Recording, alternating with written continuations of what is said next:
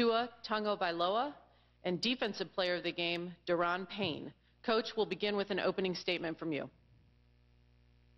Well, first of all, I'd like to thank the College Football Playoff Committee, Bill Hancock and his entire crew, the city of Atlanta, for being a wonderful host for our team and our organization for this game.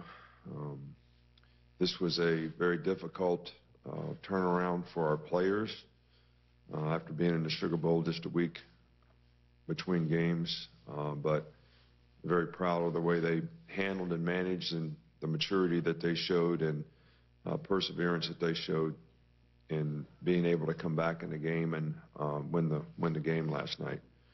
You know, sometimes you win the game, but you don't necessarily beat the other team, and I think that we won the game last night because of our resilience, because of our belief in the system, trust and respect for each other, and just really being sort of resilient to whatever happened in the game, and being pretty relentless in terms of the competitive spirit that our players played with. I think Tua certainly gave us a spark in the second half offensively, and I think that was something that helped us on defense, as well as to put some points on the board to give us a chance to win the game. So this has been a wonderful experience for us. This will be a game that I'll never forget. You know, just the ending itself.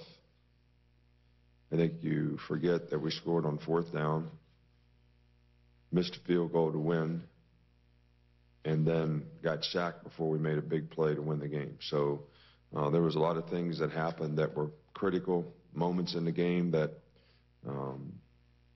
really pleased with the way our players responded each and every time they had a circumstance that seemed like it might be very difficult to overcome.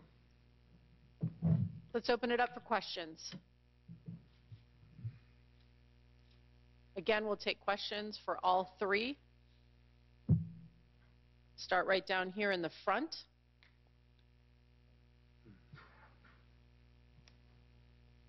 Dennis Dodd, CBS Sports. This is for Tua. Tua, could you get any idea for the reaction in the islands? I know the time difference probably made it in prime time there, but who'd you talk to? What'd they say? How are things back home? I haven't really got to talk to anyone back home, aside from my family. You know, I hear they're very proud of me, and you know, the time difference back home, I think it's a 5-hour time difference. I mean, I don't hear too much from a lot of people back home. Or at the same time, I haven't checked a lot of my messages too. So, other than that, I don't think anything of it. He's sweet home Alabama now. I mean, he's. We're going to go next over here to our left. Nick, does a win like last night and does a season like you've just gone through, having to overcome all the injuries and all the adversity and everything, does it make you sit back and go, wow, I'm getting too old for this? Or does it rejuvenate you? No, I think probably more it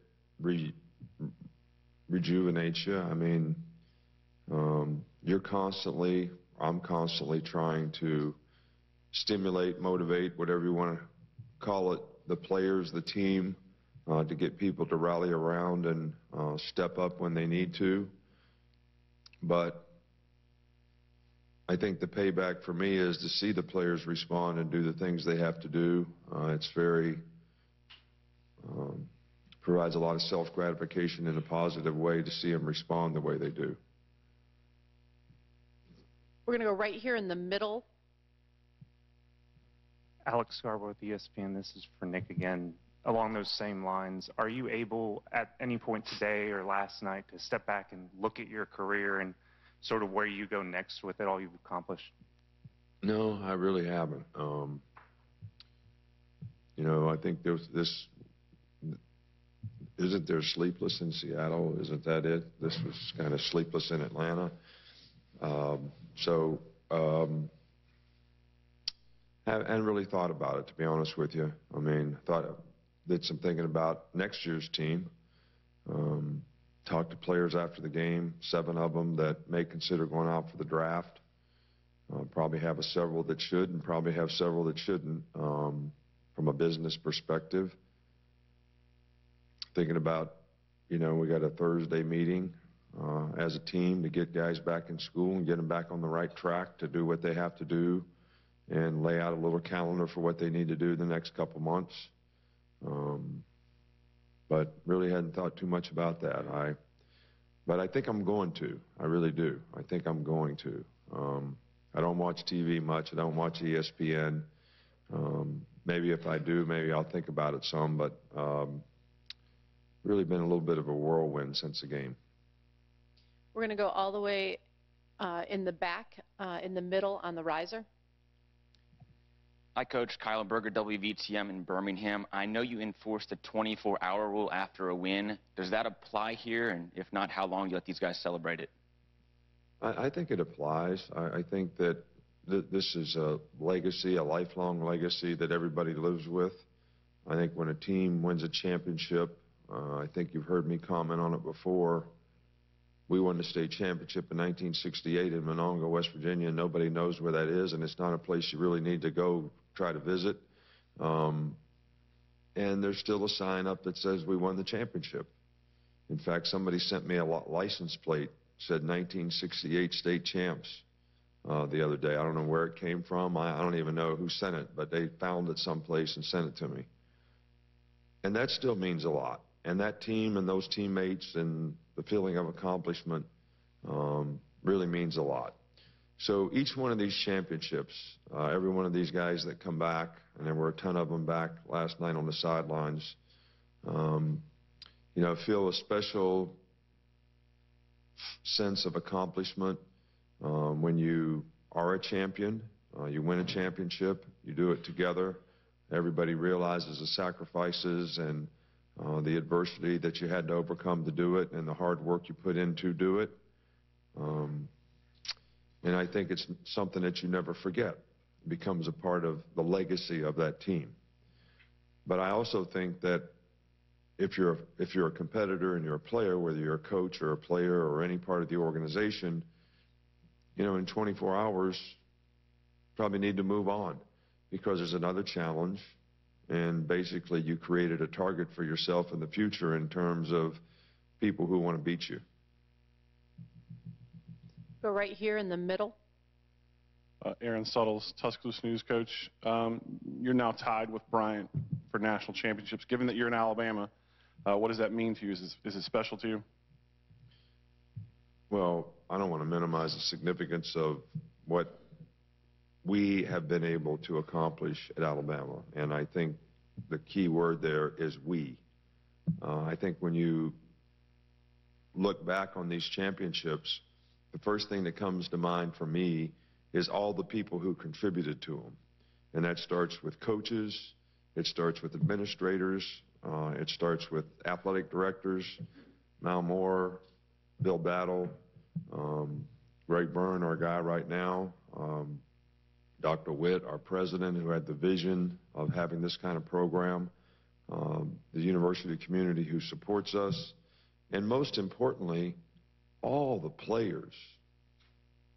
I mean, we won all these things because we had really, really good players who all bought in to the principles and values of the organization, to the hard work and the perseverance that it takes to do this. And, they're the people who should be getting the credit for winning the championships. This is not something that is just about me. And I think Coach Bryant is probably the best coach of all time because of the longevity of his tenure as a coach and the way he changed. I mean, he won championships running a wishbone. He won them with Joe Namath, dropping back, throwing when people never, ever did it. I just think that for his time, he impacted the game and had more success than anybody ever could. Take our next question from the middle aisle over on the right-hand side. Coach Michael Casagrande, AL.com. just wondering, how confident were you in Andy if you needed him in overtime for a field goal? I'm sorry. Could you repeat the question? How confident were you in going back to Andy if needing a field goal in overtime? You know what? We had enough issues and questions to solve in the game without now starting to ask hypothetical questions about what would you have done if. All right, so I'm not even going to answer that. But yes, because he's our best field goal kicker on our team, I think that's probably what we would have done. Next question. I really thought I was going to go out and kick it. That's what I thought we'd do. What do you think? Next question right here in the middle, in the front.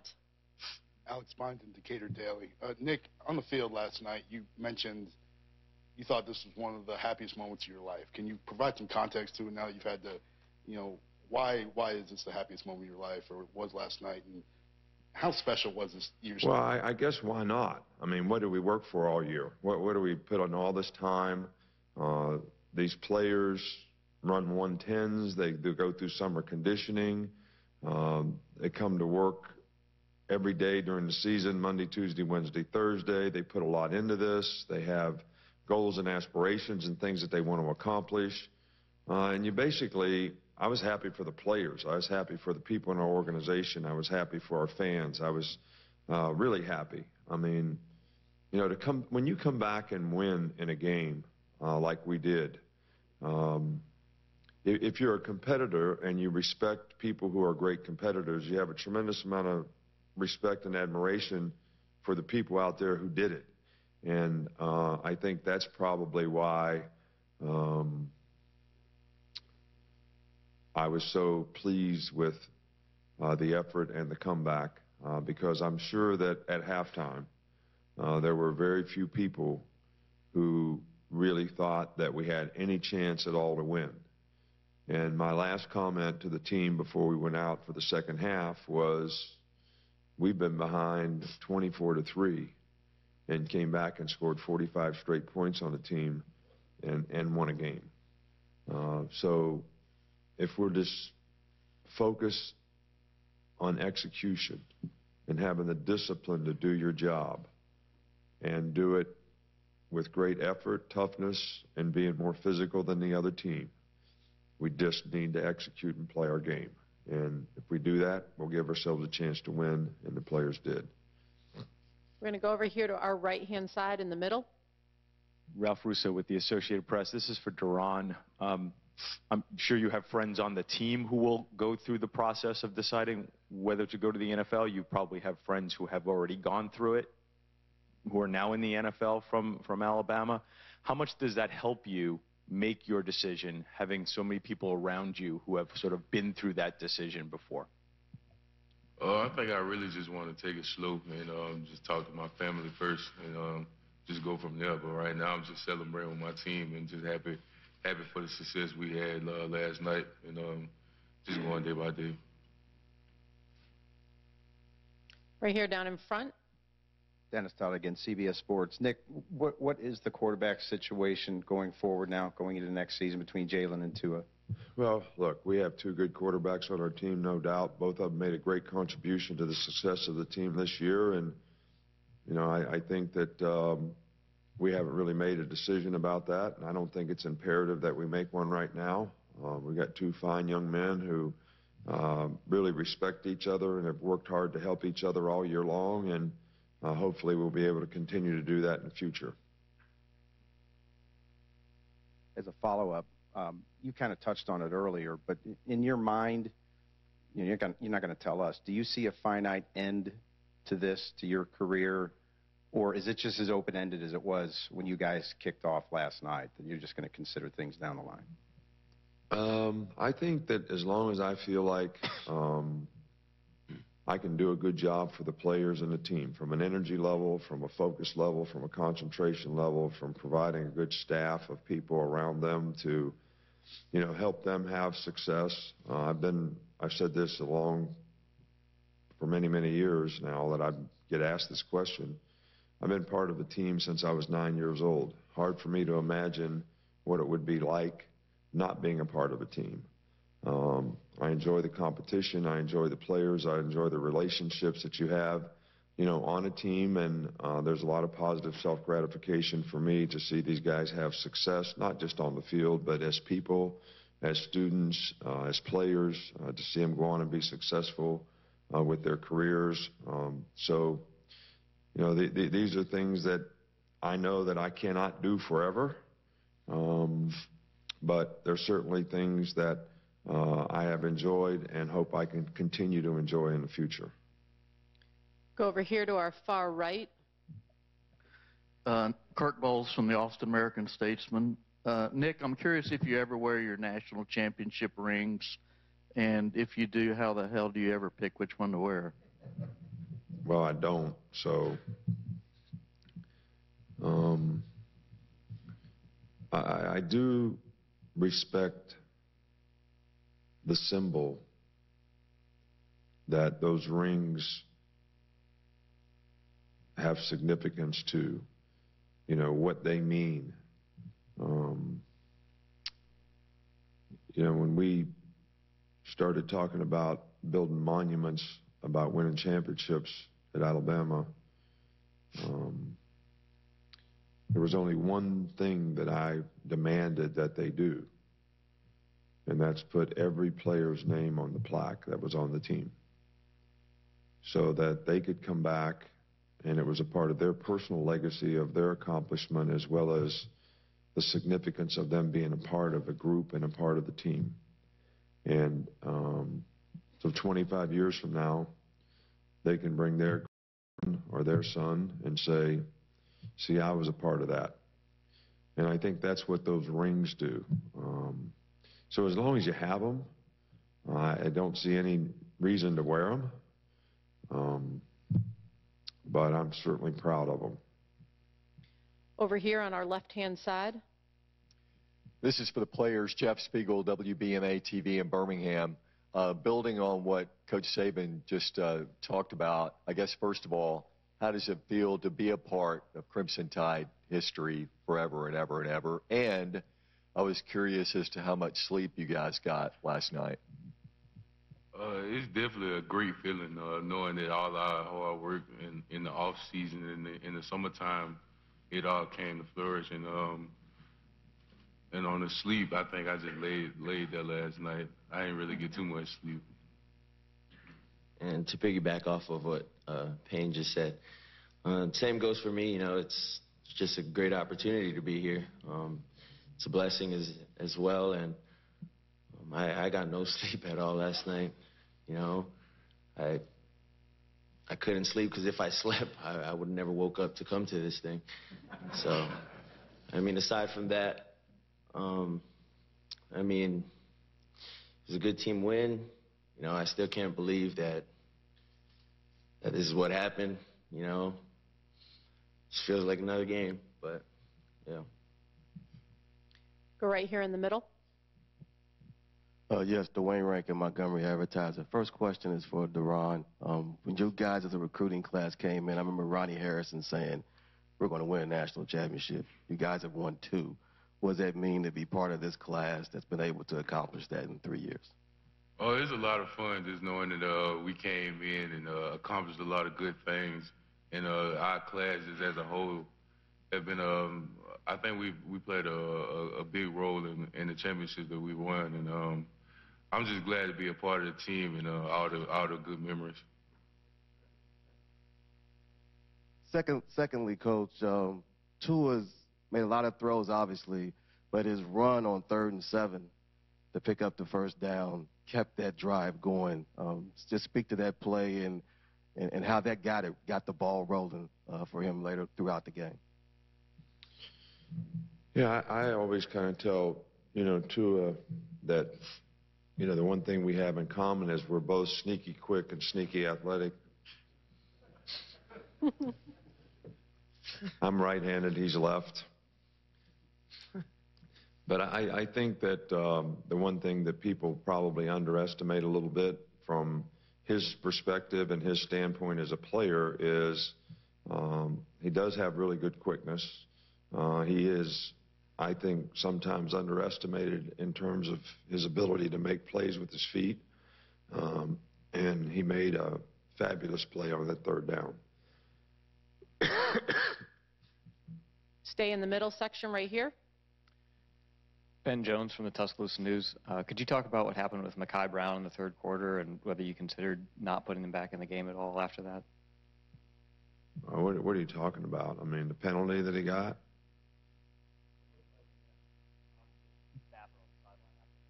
A complicated what?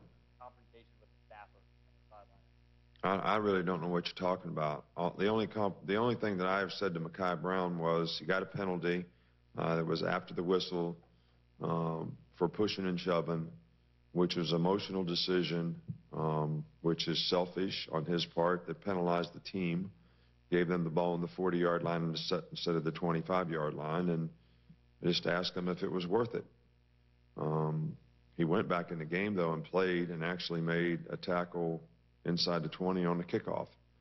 So in a time where we have a lot of things to be happy about, it's kind of amazing to me that you would pick out one little negative thing and even ask about it that is so insignificant in what happened in the game. Take our final question from the back. Good morning, guys. Marty Smith from ESPN. Coach, I was speaking last night we're right in the middle. I was speaking last night with Rashawn Evans after the game. I'm not sure he's taken that uniform off yet. About what you said to them at halftime, and he said part of your brilliance is the willingness to make really difficult decisions immediately and not waver. So I wonder, as it pertains specifically to the quarterback decision, how do you balance or weigh your respect and appreciation and admiration for what one player has achieved for the team versus the potential for what another player can provide the team? How do you balance that? Well, I don't know that you can balance. I think you do show your appreciation for it. I mean, one of the first things that I said to Jalen was, we wouldn't be here if it wasn't for you. You put us in a position by the plays that you made and the way you played all year long. But it just seems to me like if we're going to have the best chance to win this game, that we may need to do it in a different way. And I think he understood that. I'm sure he didn't. Any competitor would not accept that willingly, but I mean, as a team player, he was very supportive of Tua in the second half. I think he helped him in every way. I think Tua has done that for him all year long. Look, every player that's a competitor wants to play, and I have a tremendous amount of respect for competitors. You know, when boys used to come to the door and ring the doorbell to take Kristen out, I used to run to the door and open the door and ask them, "What do you play?" And she really used to get pissed. But that's that. I mean, I just, you know, I mean, it's just that's me. I have respect for that. So, and I certainly have respect for the way these guys competed for us all year long. And I think they respect each other because of that. And I think their teammates respect them for that. You know, this happened once before when I was at LSU, I think in our first year. You know, Josh Booty was our quarterback. We got behind Georgia Tech like 14-0 or something here in Atlanta, playing in the Peach Bowl. And, you know, I just went in at halftime and said, Rohan Davey, you need to go play because we need a spark on offense and we need something to change. And we ended up winning the game 28-14. So sometimes you just, you know, a little change of style, a little spark sort of ignites everyone. And I think that happened in the game last night. And, you know, Tua gets a lot of credit for that, but I think his teammates responding to him was equally as important. Okay, at this time we're going to transition into a couple photo opportunities. I'd like to invite all three of you to surround the championship trophy, if you would. Again, as a reminder, if I could get everybody on the floor to stay all the way down, we're going to do it in two sections. We're going to allow our folks back on the risers to get theirs first, and then we will go ahead and give you plenty of time. So again, if you guys could get all the way down so the back riser has a clean shot. Please. Please. Let's start with the folks on the back riser. Give them a couple seconds.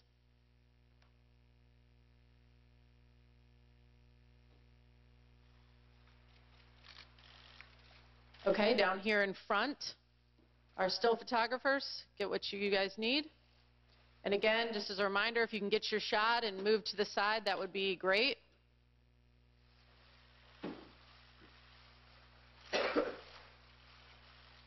Okay, Coach, we're going to ask you to stay, but we're going to allow the players to head back here for a second, and we're going to just do one more photo op with you and the trophy, please. Again, if I could get everybody on the front to please sit down and get all the way down. Let's let the folks on the back riser have their time.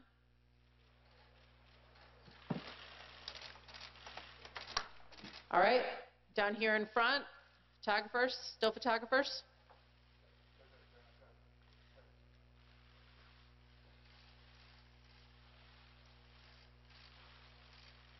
Perfect. Thanks very much, Coach.